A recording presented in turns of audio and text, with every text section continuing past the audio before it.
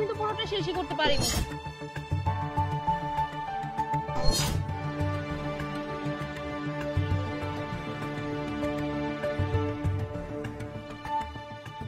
আপু, এই টাকাগুলো মনে হয় আপনাদের পড়ে গেছে, হয়তো আপনারা খেয়াল করেন। হ্যাঁ, এই টাকাগুলো তো আমার বান্ধবীর পড়ে গিয়েছিল, খেয়াল করে নাই ভাইয়া। Thank you so much. হ্যাঁ, এই টাকাগুলো তো আমার, ধন্যবাদ আপনাকে। মা, এই টাকাগুলো আমার, আমি রাস্তা দিয়ে যাওয়ার সময় এই টাকাগুলো আমার থলির থেকে পড়ে গেছে। এই ফকিরের বাচ্চা, সারা মাস ভিক্ষা করিস, 200 টাকা পাস না, আর এতগুলো টাকা তোর একদম ছুটিয়ে লাল করে দিব। মারে, আমি ভিক্ষা শিক্ষা করে এই টাকাগুলো জমাইছি, রাস্তায় পড়ে গেছে। ওই টাকাগুলো আমার, আমার টাকাগুলো দিয়ে দেন। মানে এই টাকাগুলো তো আমার, আমার টাকাগুলো আপনার হয় কি করে? এই চুপ থাকেন তো আপনারা, এই টাকাগুলো আমার কাছে দেন তো, দেন। আপনি বলছেন টাকা আপনার, আপনিও বলছেন টাকা আপনার। আচ্ছা বলেন তো এখানে কত টাকা আছে? এখানে তো 10,000 টাকা আছে। আপনি বলেন তো কত টাকা আছে? আমি তো ভিক্ষা শিক্ষা করে 10,000 টাকা জমাইছি, এই জায়গায় 10,000 টাকা আছে। মুশকিল করে গেলাম তো। আপনিও বলছেন 10,000, আপনিও বলছেন 10,000। আসলে এখানেও তো 10,000 টাকা আছে, কিন্তু আপনার টাকার সাক্ষী আছে, ওনার টাকার কোনো সাক্ষী নাই যে এই টাকা ওনার। তার মানে টাকাটা আপনার। আপু, টাকাটা আপনিই রাখেন। আরে চাচা, এখানে বেজাল করেন না তো, যান এখান থেকে যান। মারে, এমনটা করিস না, এই টাকাগুলো আমার দিয়ে দে। এই টাকাগুলো না হলে আমার খুব বিপদ হয়ে যাবে। হাতে ধরে হিম্মত করে আমার টাকাগুলো দিয়ে যা। এই ফকিরের বাচ্চা, তোর এত বড় সাহস, তুই আমাদের হাতে কাজ করতে আসিস? যা এখান থেকে, যা। এই চল তো। হ্যাঁ চল। আমার সর্বনাশ করে আমার টাকাগুলো সব নিয়ে গেল।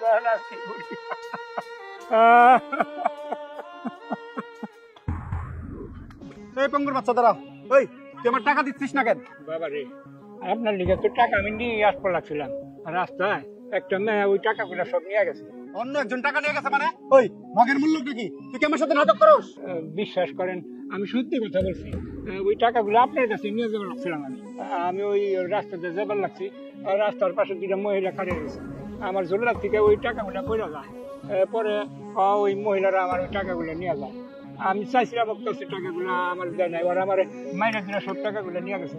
10 মাসে 10,000 টাকা ঘর ভাড়া বাকি। শোন, আমি এত কিছু বুঝি না। কালকের মধ্যে তুই যদি আমার 10,000 টাকা না দিছস, তোর ঘর ধাক্কা আমি বাড়ি থেকে বের করে দেবো। কথাটা মনে রাখিস।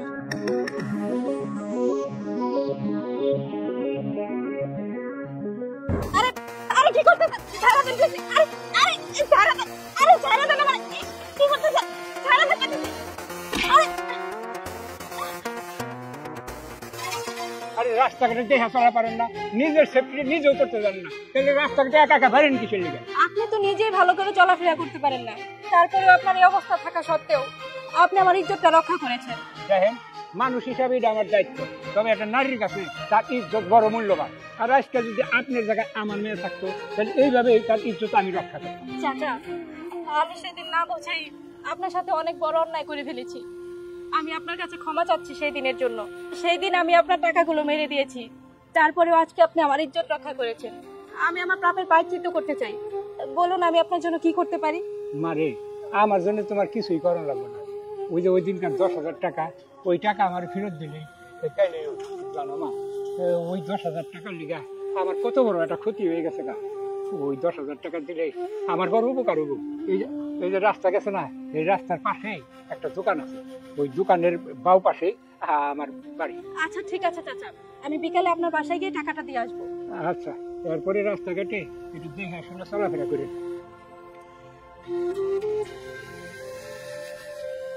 ওই ভিখারির বাচ্চা, বিকাল করে সন্ধ্যা নাই মাইলো, আজকে না তোর টাকা দেওয়ার কথা, টাকা দে। আমি তো টাকা আর ম্যানেজ করা পারি না। ওই তুই 10 মাস ধরে একই কথা বলতেছস, আজকে দিবি, কালকে দিবি, পরশু দিবি, সেই একই তাল বাহানা করে দিতেছস, কিন্তু টাকা দেওয়ার কোনো নামগন্ধ নাই। আজকে যদি টাকা না দিস, তাহলে তুই আমার বাড়ি থেকে বাইরে যাবি। দেখেন, আমার কথা বিশ্বাস করেন, আপনার আর আমি ঘুরাম না, আজকে আপনার টাকা আমি দিয়ে দিব। ওই যে মহিলা আমার কাছ থেকে টাকাটা নিয়েছিল না, উনি একটু পরে আমার টাকাগুলো দিয়ে দিব। এই টাকাগুলো আসলে আপনার টাকা আমি দিয়ে দিব। না, আজকে তো আর আমি আর কোনো কথা শুনুন না, আমার বাড়ি থেকে বাইরে যা।